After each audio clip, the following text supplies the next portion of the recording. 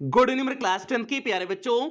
आज हम लोग चलेंगे जो हम लोग का प्रोज का 10वां चैप्टर चल रहा है दी सरमन एट बनारस है। आज हम लोग इस चैप्टर की आपकी किताब के शुरुआत के 3 लॉन्ग आंसर टाइप क्वेश्चन को देखेंगे। मींस आपके किताब के इस चैप्टर में 5 लॉन्ग आंसर टाइप क्वेश्चन दिए हुए हैं, तो आज की क्लास में हम लोग शुरुआत के 3 लॉन्ग आंसर टाइप क्वेश्चन को कवर करेंगे। बाकी बचे हुए 2 अन्य लॉन्ग आंसर टाइप क्वेश्चन की क्लास आपको पेड क्लास के ग्रुप में देखने को मिलेगी। और अभी तक जितनी क्लासेस आपकी हो चुकी हैं, यदि उनमें से आपका कुछ भी छूटा हो तो आप चैनल की प्लेलिस्ट में जाइए। चैनल की प्लेलिस्ट में जाएंगे तो वहां पर आपको क्लास 10 की नए सेशन की प्लेलिस्ट मिल जाएगी, जिसमें अब तक जितनी क्लासेस चली हुई हैं सारी क्लासेस एक शेड्यूल वाइज लगी हुई हैं। तो जहां से भी आपका छूटा हो आप वहां से देख करके पूरा कर सकते हैं। और इस सेशन का हम लोग का इंग्लिश में टारगेट है 100 आउट ऑफ 100 मार्क्स लाना, तो इसलिए आपकी जिम्मेदारी और बढ़ जाती है। जितनी भी क्लासेस आपको दी जा रही हैं आप हर एक क्लास को अटेंड करोगे, किसी भी क्लास को आप मिस नहीं करोगे। और एक क्लास केवल यूट्यूब के बच्चों के लिए है। पेड क्लास में पांचों लॉन्ग आंसर टाइप क्वेश्चन कराए जा चुके हैं और उसका पीडीएफ भी दिया जा चुका है। तो इसलिए अगर पेड क्लास के बच्चे यहां पर आए हुए हैं तो प्यारे बच्चे आप लोग अपने पेड क्लास के ग्रुप में जाइए, वहां पर आपको इसकी क्लास मिल जाएगी, क्लास का पीडीएफ मिल जाएगा, तो आप लोग वहां से देख करके पूरा कर लेंगे। और जो बच्चे अभी तक पेड क्लास में एडमिशन नहीं लिए हुए हैं, अगर आप एडमिशन लेना चाहते हैं तो यहां पर जो आपको नंबर दिया गया है 7392937172 करके जो आपको नंबर दिया गया है, आप इस नंबर पे कॉल करके पेड क्लास में एडमिशन ले सकते हैं। बाकी प्यारे पूरा प्रोसेस की पेड क्लास में एडमिशन कैसे लें, फीस स्ट्रक्चर क्या है, क्या क्या चीजें उसमें आपको देखने को मिलेंगी, इसके बारे में विस्तार से क्लास के अंत में आपको बता दिया जाएगा। अब जल्दी से हम लोग आज की क्लास से कनेक्ट होते हैं। तो क्लास पे चलने से पहले जो भी बच्चे चैनल पे पहली बार आए हैं चैनल को सब्सक्राइब कर लें, वीडियो को लाइक कर दें और क्लास 10th के हर एक बच्चे तक वीडियो को शेयर कर दें।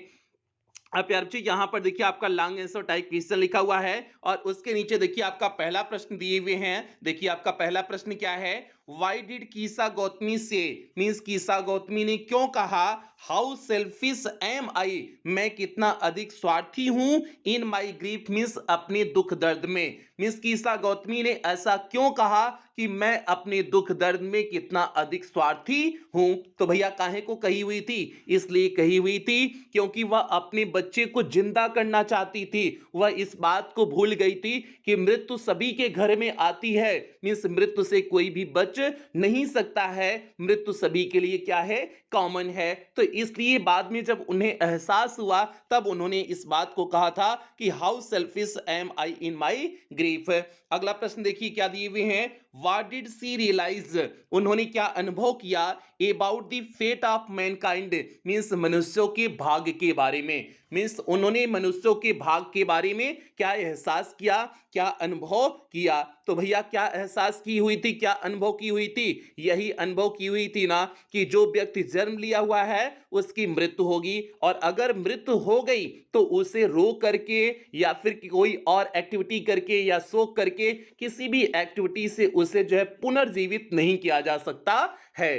तो यही उन्होंने बाद में एहसास किया हुआ था, अनुभव किया हुआ था। अब भैया उसी चीज को हम इस प्रश्न के उत्तर में लिख देंगे। देखिए कैसे लिखे हुए हैं, कीसा गौतमी सेड, कीसा गौतमी ने कहा she was selfish in her grief, वह अपने दुख में स्वार्थी हो गई थी, बिकॉज क्योंकि इन हर ग्रीफ अपने दुख में सी फॉगॉट वह भूल गई थी that everyone had to suffer, प्रत्येक को सहना पड़ता है, such type of loss means ऐसे नुकसान को, इन दियर लाइफ मींस उस अपने जीवन में, मींस प्रत्येक व्यक्ति को ऐसे नुकसान को अपने जीवन में सहना पड़ता है, इस बात को कीसा गौतमी भूल गई थी। और आगे देखिए death is common to all, मृत्यु सभी के लिए क्या होती है, समान होती है। तो भैया death is common to all, मृत्यु सभी के लिए समान होती है। तो भैया ये हो गया पहले प्रश्न का उत्तर। अब जो दूसरा प्रश्न दिए हुए हैं कि what did she realise about the fate of mankind, means उन्होंने मनुष्य के भाग्य के बारे में क्या सोचा, उसका देखिए सी रियलाइज्ड, उन्होंने महसूस किया about the fate of man means मनुष्यों के भाग्य के बारे में, that their lives lifes flicker up, कि उनका जीवन जो है जलता है एंड आर एक्सटिंग्यूज्ड अगेन और पुनः बुझ जाता है। मींस मनुष्य का जीवन एक बार जलता है फिर पुनः बुझ जाता है।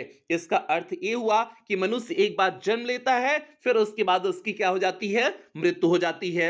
वन हु इज बॉर्न, एक व्यक्ति जो जन्म लेता है, इज डिस्टिंड, उसका जो है अंतिम लक्ष्य हो जाता है, अंतिम उसका चरण ही होता है टू डाई मींस मरना ही, सूनर आर लेटर मींस या तो जल्दी मरे या तो लेटर मींस बाद में मरे, लेकिन उसका अंतिम गंतव्य स्थान क्या होता है, मरना ही होता है। नो ग्रीविंग मींस कोई शोक करने से, आर लेमेंटिंग या फिर विलाप करने से, would bring a dead man to life means किसी भी मरे व्यक्ति को पुनः जीवित नहीं किया जा सकता है। मींस शोक करने से या फिर जो है विलाप करने से किसी को, किसी मरे हुए के पुनः जो है जीवित नहीं किया जा सकता है। तो भैया ये हो गया जो है आपका पहले प्रश्न का सीधे सटीक उत्तर हो गया। एक बार फिर से देख लीजिए, फिर उसके बाद हम लोग दूसरे प्रश्न की तरफ आगे बढ़ेंगे। यहां पर देखिए, Kisa Gautami said she was selfish in her grief because in her grief she forgot that everyone had to suffer such type of loss in their life. Death is common to all. She realized about the fate of men that their lives flicker up and are extinguished again. One who is born is destined to die sooner or later. No grieving or lamenting would bring a dead man to life. तो भैया ये हो गया पहले प्रश्न का उत्तर। अब हम लोग चलते हैं दूसरे प्रश्न की तरफ, देखते हैं दूसरा प्रश्न क्या है। यहां पर देखिए आपके सामने दूसरा प्रश्न है, व्हाट डिड बुद्धा से, बुद्ध ने क्या कहा अबाउट द मॉर्टल्स मींस नश्वरों के बारे में, ऑफ द वर्ल्ड मींस संसार के, मींस बुद्ध ने संसार के नश्वर प्राणियों के विषय में क्या कहा। तो भैया यही कहे हुए थे ना बुद्ध कि जो जन्म लिए हुए हैं उनकी क्या होगी, मृत्यु होगी। और इसके लिए उन्होंने दो तीन एग्जाम्पल भी दिए हुए थे कि जैसे एक पका हुआ फल जो है, जब एक फल जो होता है जब पक जाता है तो वह क्या हो जाता है, गिर जाता है, गिरने का हमेशा डर बना रहता है। उसी तरह से व्यक्ति जब बूढ़ा हो जाता है तो उसके मरने के हमेशा डर बना रहता है। तो और एक एग्जाम्पल ये दिए थे, उसके बाद एक पॉटर का दिए थे कि कुम्हार जब कोई मिट्टी का बर्तन बनाता है तो वो इन दी एंड मींस अंत में क्या हो जाता है, टूट जाता है। तो उसी तरह से मनुष्य भी एक बार जन्म जो लेता है वो भी एक समय टूट जाता है, अर्थात उसकी मृत्यु हो जाती है। तो इस तरह से उन्होंने कई एग्जाम्पल भी देने की कोशिश किए हुए थे। अब भैया देखिए क्या कहे हुए हैं, सारी चीजों को एक एक करके यहां पर देखिए लिखे हुए हैं। दी बुद्धा सेड, बुद्ध ने कहा, the life of mortals in this world means इस संसार में नश्वरों का जीवन इज ट्रबल्ड मींस पीड़ा युक्त होता है, एंड ब्रीफ और संक्षिप्त होता है, एंड कंबाइंड विथ पेन और दर्द, दुख दर्द से भरा हुआ तो होता है। For there is not any means कोई ऐसा साधन नहीं है, मीन्स होता है साधन नहीं है, बाय विच जिससे those that have been born जिससे कि जो जन्म लिए हुए हैं कैन एवॉइड डाइंग मरने से अपने आप को क्या कर सके, बचा सके। After reaching old age means बुढ़ापे की अवस्था में पहुंचने के बाद, देयर इज डेथ मींस मृत्यु होती है, मींस बुढ़ापे की अवस्था में पहुंचने के बाद मृत्यु होती है। आप सच अ नेचर ऐसा ही स्वभाव होता है, और लिविंग बीइंग्स मींस जो है जीवित प्राणियों का, ऐसा ही स्वभाव जीवित प्राणियों का होता है। एज राइप फ्रूट्स जैसे पका हुआ फल, are early in danger of falling उससे हमेशा गिरने का खतरा होता है। सो मर्टल्स इसी तरह से नश्वरों का भी व्हेन बॉर्न जब वे जन्म लेते हैं, are always in danger of death तभी हमेशा जो है मृत्यु का खतरा बना रहता है। एक एग्जाम्पल देखिए और दिए हुए हैं, एज ऑल अर्थन वेसल्स जिस तरह से सभी जो है मिट्टी के बर्तन मेड बाय द पॉटर जो कुम्हार के द्वारा बनाए जाते हैं, इंड मींस अंत में, इन बीइंग ब्रोकन टूट जाते हैं, सो इसी तरह से इज द लाइफ ऑफ मर्टल्स इसी तरह से नश्वरों का जीवन भी होता है। तो भैया ये हो गया आपका दूसरे प्रश्न का सीधे सटीक उत्तर हो गया। जितना पूछे हुए थे हमने उतना जो है सीधे सटीक लिखा दिए हैं। एक बार फिर से देख लीजिए, फिर उसके बाद हम लोग तीसरे प्रश्न की तरफ आगे बढ़ेंगे। प्रश्न का उत्तर क्या है, the Buddha said the life of mortals in this world is troubled and brief and combined with pain, for there is not any means by which those that have been born can avoid dying. After reaching old age, there is death. Of such a nature are living beings. As ripe fruits are early in danger of falling, so mortals, when born, are always in danger of death. As all earthen vessels made by the potter end in being broken, so is the life of mortals। तो भैया ये हो गया इस प्रश्न का सीधे सटीक उत्तर हो गया। अब हम लोग बढ़ते हैं तीसरे प्रश्न की तरफ। यहां पर देखिए आपके सामने तीसरा प्रश्न है। एक बार जल्दी से सभी प्यारे बच्चे वीडियो को लाइक कर दें, उसके बाद तीसरे प्रश्न को हम लोग देखते हैं। यहां पर देखिए तीसरा प्रश्न दिए हुए हैं, हाउ डिड सिद्धार्थ गौतम, कैसे Siddhartha Gautam get enlightenment means ज्ञान की प्राप्ति किए। मीन्स सिद्धार्थ को कैसे ज्ञान प्राप्त हुआ, तो भैया कैसे हुआ, 7 वर्ष तक पहले तो भटकते रहे ना, उसके बाद एक पीपल के वृक्ष के नीचे बैठ गए और प्रण कर लिए कि जब तक हमको ज्ञान की प्राप्ति नहीं हो जाती है तब तक हम इस पीपल के वृक्ष के नीचे से उठेंगे नहीं। तब उन्हें 7 दिन बाद ज्ञान की प्राप्ति हुई थी। ये हो गया, इस तरह से ज्ञान की प्राप्ति हुई। अगला प्रश्न है इसी में, why did he name the big tree as the Bodhi tree, उन्होंने उस बड़े वृक्ष का नाम बोधि ट्री क्यों रखा। तो भैया बोधि ट्री क्यों रखा हुआ था, क्योंकि उसी जो है वृक्ष के नीचे उन्हें ज्ञान की प्राप्ति हुई थी। और बोधि का मतलब ही होता है कि ज्ञान होता है, तो इसलिए वह ज्ञान का पेड़ बन गया था। तो क्यों बन गया, क्योंकि जो है उसी वृक्ष के नीचे उन्हें जो है ज्ञान की प्राप्ति हुई थी। तो इसलिए भैया इस प्रश्न का उत्तर हो जाएगा।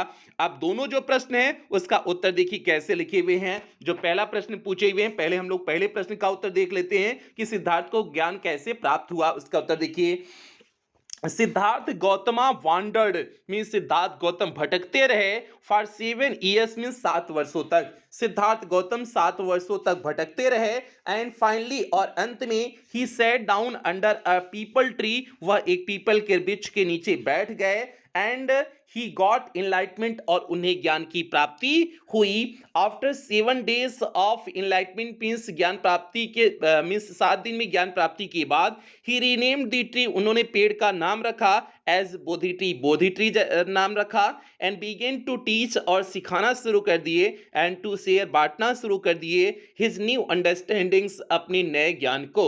और उसके बाद उन्होंने जो है अपने नए ज्ञान को सिखाना और जो है बांटना शुरू कर दिए। तो भैया ये हो गया आपका, इसमें जो पहला प्रश्न पूछे हुए थे पहले प्रश्न का उत्तर हो गया। अब दूसरा प्रश्न देखिए क्या है इसमें, why did he name the big tree as Bodhi tree, क्यों उन्होंने उस बड़े पेड़ का नाम बोधि ट्री रखा। इसका उत्तर देखिए, इसका उत्तर देखिए क्या लिखे हुए हैं, बुद्धा नेम्ड, बुद्धा ने रखा दी बिग ट्री, उस बड़े वृक्ष का नाम as the Bodhi tree, Bodhi tree रखा। मींस बुद्धा ने उस बड़े वृक्ष का नाम बोधि ट्री रखा बिकॉज, क्योंकि अंडर दिस ट्री, इसी पेड़ के नीचे ही गॉट इनलाइटमेंट, उन्हें ज्ञान की प्राप्ति हुई थी।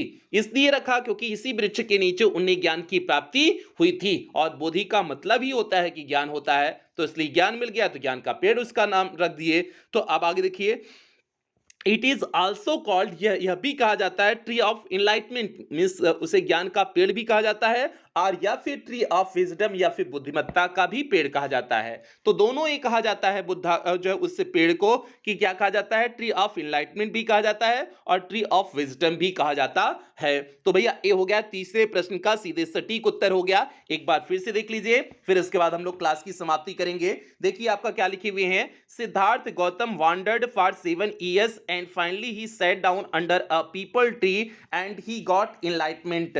After 7 days of enlightenment, he renamed the tree as Bodhi tree and began to teach and to share his new understandings. Buddha named the big tree as the Bodhi tree because under this tree he got enlightenment. It is also called tree of enlightenment or tree of wisdom. तो भैया ये हो गया इस प्रश्न का उत्तर हो गया। उम्मीद करते हैं आपको समझ में आ गया होगा, कहीं कोई दिक्कत नहीं हुई होगी। तो अब भैया इसमें जो 2-3 प्रश्न बचे हुए हैं उनका आपको जो है उनकी क्लास आपको पेड क्लास के ग्रुप में मिल जाएगी। एक बार बता देते हैं पेड क्लास में आपको क्या क्या चीजें देखने को मिलेंगी। पेड क्लास में आपका इंग्लिश का कंप्लीट सिलेबस कराया जाएगा, means first paper plus grammar पूरी तरह से कंप्लीट कराया जाएगा। आपको क्लास का पीडीएफ प्रोवाइड किया जाएगा, डाउट्स क्लासेस आपकी चलेंगी, टेस्ट आपका वीकली और मंथली होगा, मॉडल पेपर कराया जाएगा, मींस आपके बोर्ड परीक्षा में किस प्रकार से क्वेश्चन पेपर आएगा उसका आपको मॉडल पेपर के रूप में पहले से प्रैक्टिस करा दिया जाएगा। और सबसे बड़ी बात, इस बार आपको पेड क्लास के ग्रुप में रिवीजन सीरीज देखने को मिलेगा। ये वो रिवीजन सीरीज है जिससे हमने पिछले सत्र में 100% पेपर को मैच कराए हुए थे। और इस पेड क्लास का टारगेट है आपको इंग्लिश में 100 आउट ऑफ 100 मार्क्स के लिए पूरी तरह से तैयार करना। और फीस केवल 499 रुपए है, ये पूरे सेशन के लिए है जब तक आपकी बोर्ड परीक्षा नहीं हो जाती है। और फीस पेमेंट आप कैसे करेंगे, आप गूगल पे, फ़ोन पे, पेटीएम भीम ऐप इनमें से किसी भी माध्यम का प्रयोग करके आप फ़ीस पेमेंट कर सकते हैं। अगर आप इनमें से किसी भी माध्यम का प्रयोग करके फ़ीस पेमेंट कर रहे हैं, तो यहाँ पर जो आपको नंबर दिया गया है 7392937172 करके जो आपको नंबर दिया गया है, इसी नंबर पर आपको पेमेंट करने हैं, अगर आप इनमें से किसी भी माध्यम का प्रयोग करके पेमेंट कर रहे हैं। या फिर आपको यहाँ पर एक बैंक डिटेल दिया गया है, आप इस बैंक डिटेल का भी प्रयोग करके पेमेंट कर सकते हैं। या फिर आपको यहाँ पर कुछ क्यूआर कोड दिए गए हैं, आप इन क्यूआर कोड को स्कैन करके भी पेमेंट कर सकते हैं। और पेमेंट करने के बाद आपको पेमेंट का स्क्रीनशॉट लेना है। उस स्क्रीनशॉट को आपको इसी नंबर 7392937172 करके जो आपको नंबर दिया गया है, इसी नंबर पर स्क्रीनशॉट को व्हाट्सएप कर देने हैं। व्हाट्सएप करने के बाद आपको एक फॉर्म भेजा जाएगा, उस फॉर्म को आपको फिलअप करने होंगे। फॉर्म को फिलअप करने के बाद आपको 24 घंटे के अंदर ही पेड क्लास के ग्रुप में ऐड कर दिया जाएगा। बाकी प्यारे बच्चे, अगर किसी भी प्रकार की कोई भी दिक्कत पेमेंट के रिगार्डिंग आ रही है, तो आप इसी नंबर पर 24 घंटा कॉल कर सकते हैं, व्हाट्सएप मैसेज कर सकते हैं, आपकी कॉल और व्हाट्सएप का रिप्लाई किया जाएगा। तो प्यारे बच्चे, ये पूरा एडमिशन प्रोसेस हो गया। उम्मीद करते हैं आपको समझ में आ गया होगा, कहीं कोई दिक्कत नहीं हुई होगी। तो अब क्लास की समाप्ति यहीं करते हैं। और हाँ, जो बच्चे चैनल पे पहली बार आए थे, चैनल को सब्सक्राइब कर लेंगे, वीडियो को लाइक कर देंगे और सभी बच्चे तक वीडियो को शेयर कर देंगे। और कुछ बेहतरीन लाइनों के साथ क्लास की समाप्ति करेंगे कि खुद पर तू कर यकीन, मंजिल की ओर चल दे, ना हो हताश परेशान, अपने इरादों को बल दे। तो प्यारे बच्चे, आप अपने इरादे को बेहतरीन ढंग से बनाए रखिए, क्योंकि आपको अपनी बोर्ड परीक्षा का टॉपर बनना है। तो यही आपसे उम्मीद करते हैं कि आप अपने इरादों में मजबूती रखेंगे। और इन्हीं उम्मीदों के साथ सेशन की समाप्ति करते हैं। मिलते हैं अगली क्लास में, तब तक आप लोग अपना ध्यान रखें, अपने परिवार का ध्यान रखें। लव यू ऑल प्यारे बच्चों।